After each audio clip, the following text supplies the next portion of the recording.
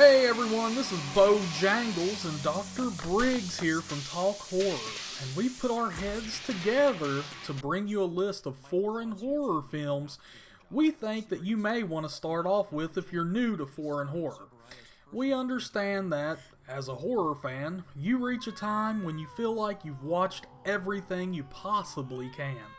Well, now, it's the perfect time to expand your horizons and dip your feet into the foreign horror movie pond. This isn't the definitive list, and it's not supposed to be the best of the best either. This is just meant to be used as a little guide for you to use.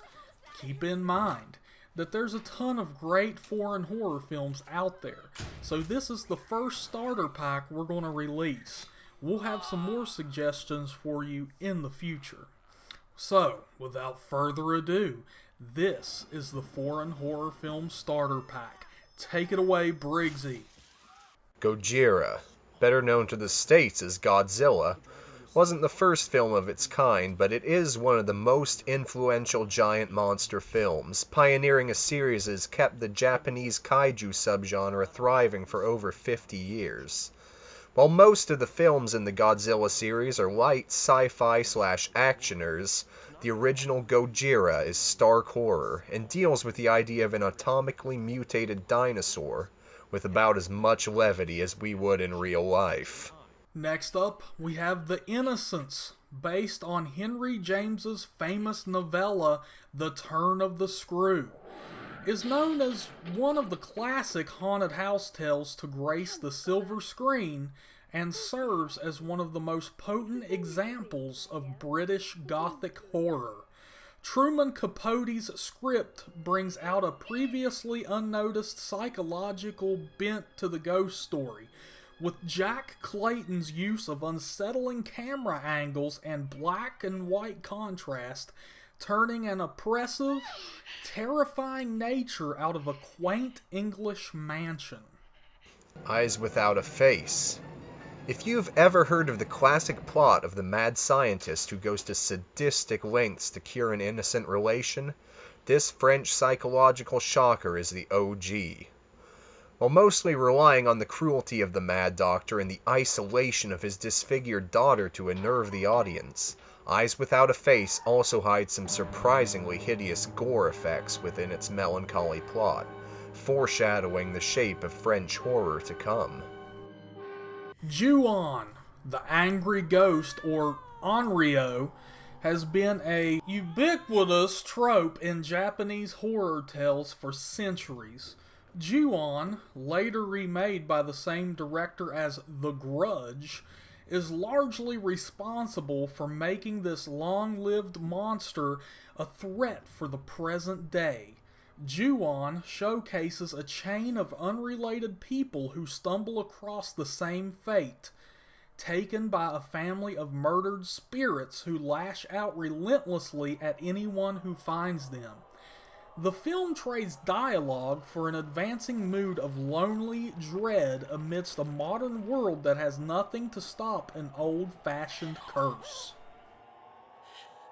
Unfortunately, found footage films and point-of-view horror films have been reduced to nothing more than a cheap gimmick, and a cheap money grab in recent years. However, when done right, they can be absolutely amazing, and that's evident in the Spanish horror film Wreck. A young reporter is doing a story on what it's like on a typical night if you're a firefighter. While hanging out with the crew, they get a call in regards to a local apartment building in turmoil. Once they arrive, the reporter, her cameraman, and the crew of firefighters find themselves locked in with the confused residents of the building.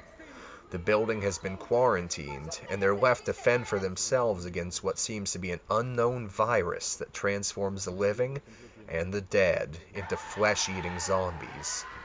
This is the film that went on to inspire the American remake, which is known as Quarantine, and stars Jennifer Carpenter. Hightension. Alexander Ogee burst onto the horror scene with his 2003 French horror flick Hightension, also known as Hightension! Hoy hoy! Just kidding. The story follows two female friends, Marie and Alexia, whom decide to travel to Alexia's parents' farmhouse out in the middle of nowhere. It's evident that things aren't going to go as planned when we see a very disturbing scene early on in the film. I'm not going to spoil it, but we'll just say it gives a new meaning to the term roadhead. Things get moving pretty quick as the girls try to survive what seems to be an endless night of terror. Let the Right One In. The Swedish definitely got it right when they made Let the Right One In. You really want to save those crazy Swedes, huh? Norwegians. Not only is this film an amazing foreign horror flick, but it's also one of the best vampire flicks out there. Period.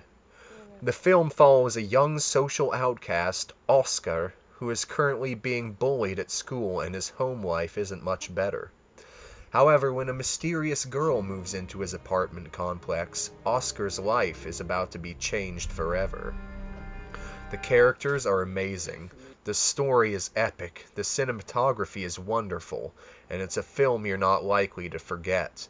It also served as inspiration for Let Me In, which is the American remake starring Chloe Grace Moretz. Suspiria. Dario Argento is one of the first names any seasoned horror fan will roll out when you ask about Italian horror.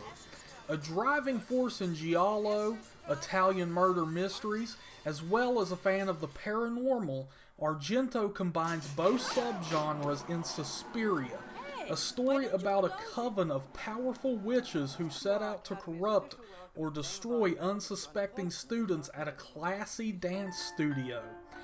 Argento cuts loose with his art direction, delivering visually striking murder scenes alongside cat-and-mouse pursuits in what is arguably his most distinctive film. Zombie 2. All countries have their zombie movies, and while America may have the market cornered in sheer number, for a while in the 70s and 80s, Italy was giving them a run for their money. Zombie 2, an unofficial sequel to Dawn of the Dead, is one of the most iconic Italian zombie films of the era. Zombie 2's zombies are bizarrely brutal and truly look like they've crawled from under 6 feet of forgotten island turf. Despite the film taking place on a much smaller scale than Romero's Dawn, director Lucio Fulci somehow manages to make a film that seems even bleaker. Tales from the Crypt may be the most all-American brand under the banner of horror. But in the 1970s, it was the UK's Amicus Productions who brought EC Comics' gore-soaked tales to the silver screen, stemming from a love of anthology horror that dates back to the 1940s.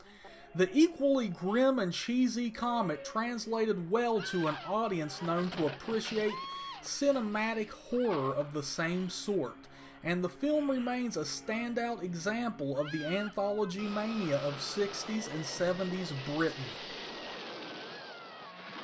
Now, we've loaded you down with some awesome foreign horror films to check out, and I want you to let us know what you think by leaving a comment below. And also, don't forget to subscribe to our channel. We love connecting with fellow horror fans from around the world, so feel free to hit us up. Alright, now get busy watching those awesome flicks.